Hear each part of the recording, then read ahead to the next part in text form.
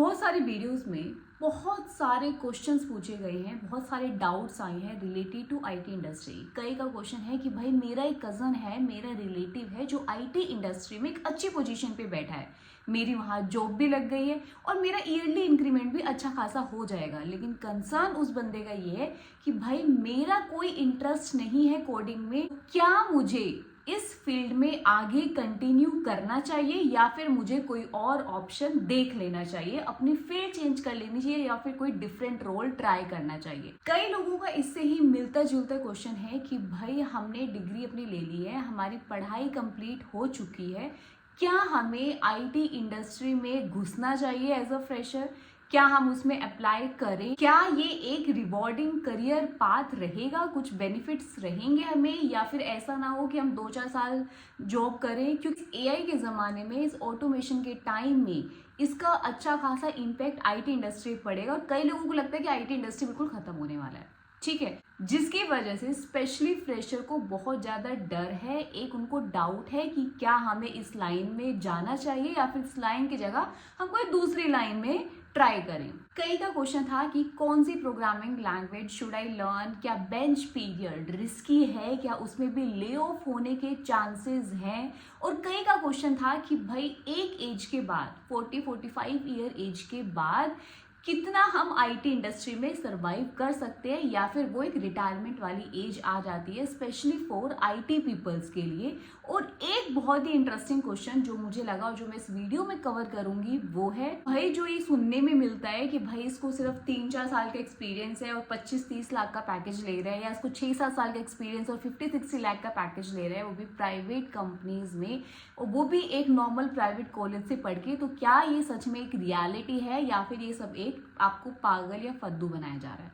तो सारा हम अच्छे से डिटेल में एक एक क्वेश्चंस का हम रिप्लाई करेंगे। I will try my best कि डाउट्स हैं, जो भी आपके माइंड में कंसर्न्स हैं, उनको मैं क्लियर कर पाऊँ। बहुत दिनों से मैंने लास्ट टाइम में वीडियोस नहीं बनाए, उसका मेन रीजन था कि मैं बहुत ज़्यादा बिजी थी अपने प्रोजेक्ट में। मैं एक नया रूल इंजन पे हैंड्स ऑन कर रही हूँ रूल्स के बारे में, और I will try my best कि मैं नेक्स्ट वीडियो रूल्स के ऊपर ही थोड़ा सा आपको उसकी ब्रीफ आइडिया दूंगी, सो दैट आपको आईटी इंडस्ट्री के अपडेट के साथ साथ आपको लैंग्वेजेस और टूल्स के बारे में भी आइडियाज मिलते रहे। तो अगर आप लोग भी इंटरेस्टिंग है नए नए टूल्स या फिर नए नए अपडेट्स या टेक्नोलॉजी के रिगार्डिंग इंफॉर्मेशन लेने में, then do consider subscribing my channel. तो स्टार्ट करते हैं अपनी वीडियो। सो नंबर 1 जो मैंने पॉइंट यहाँ पे रेज किया था कि भाई मेरा रिलेटिव है, कोई भी आपका भाई बहन है, चाचा है, मामा है, अच्छा खासी पोजीशन पे बैठा है, उसने आपको रेफर करके आपकी जॉब भी लगवा दी। लेकिन अगर आपका इंटरेस्ट नहीं है कोडिंग में तो डेफिनेटली आपको बिना टाइम वेस्ट किए अपना जो रोल है या तो उसको आप चेंज करो या फिर किसी और पोजीशन के लिए आप अप्लाई करो, या तो आप मैनेजमेंट वाली लाइन में घुस जाओ, या फिर आप चाहो तो 1-2 साल ट्राई करके देख सकते हो, अपने एफर्ट्स डाल के देखो, एक बारी कोशिश करो। अगर आपको लगता है कि 1-2 साल के बाद भी कि नहीं भाई मेरी बस की नहीं है या मुझे कोडिंग नहीं समझ में आ रही है, मेरा कोई इंटरेस्ट इसमें नहीं बन रहा है, तो फिर आप डेफिनेटली अपनी प्रोफाइल को चेंज कर लो। नंबर 2 क्वेश्चन जो बहुत सारे लोगों के दिमाग में इससे ही रिलेटेड था, इस एआई के टाइम में क्या आईटी इंडस्ट्री का जो स्कोप है वो खत्म होने वाला है, क्या उसका एंड होने वाला है? बिल्कुल नहीं, आईटी इंडस्ट्री का कोई एंड नहीं होने वाला है। भाई अगर बहुत सारी चीजें, बहुत सारी पोजीशंस और रोल्स खत्म हो जाएंगे तो बहुत सारे नए रोल्स और नई पोजीशन निकलेंगी, नई अपॉर्चुनिटीज निकलेंगी। आपको अपने स्किल्स को अपडेट करने की जरूरत है, नए ट्रेंड्स, नई टेक्नोलॉजी के साथ आपको चलने की जरूरत है। Your flexibility is required, you need to open to various roles and industry. जो हमें इस चीज को सीखते हुए अपने स्किल्स को और ज्यादा अपडेट करना है, इंप्रूव करना है, ठीक है। Next question, which programming language should I learn? तो आप कोई भी पॉपुलर प्रोग्रामिंग लैंग्वेज के साथ स्टार्ट कर सकते हो। पहले के टाइम में जावा ज्यादा पॉपुलर थी, बट आज के टाइम में पाइथन ज्यादा पॉपुलर है, तो आप पाइथन, जावा या कोई भी अपनी लैंग्वेज के साथ स्टार्ट कर सकते हो। इसके साथ ही go with most in demand skills with trending technology, जैसे कि AI, machine learning, cloud computing जिसमें हमारा AWS, Amazon की वेब सर्विसेज आती है, GCP आती है, साइबर सिक्योरिटी, डेटा एनालिटिक्स, तो इन सब चीजों को आप ट्राई करो। नेक्स्ट क्वेश्चन कि is being on the bench risky? Yes, bench पे रहना आज के टाइम में, जब हमें पता है कि मार्केट इतना ज़्यादा अनस्टेबल है, इतना ज़्यादा ले ऑफ हो रहा है और कॉन्टिन्यूसली अभी भी चल रहा है, अभी भी मार्केट स्टेबल नहीं हुई है, तो बेंच पे होना एक कहीं ना कहीं रिस्की है।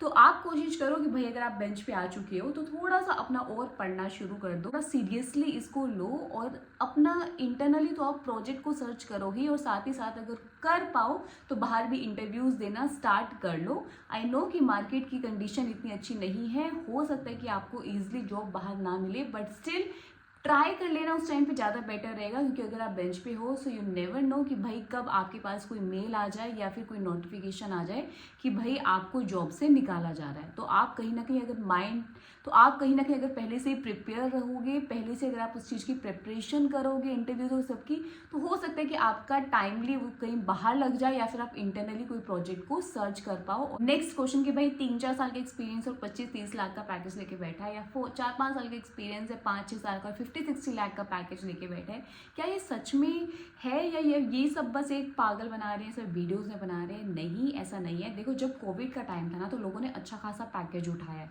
मतलब आप मानोगे नहीं, 100+ इंक्रीमेंट लोगों ने लिया है, उठाया है, बहुत अच्छा इंक्रीमेंट उठाया है।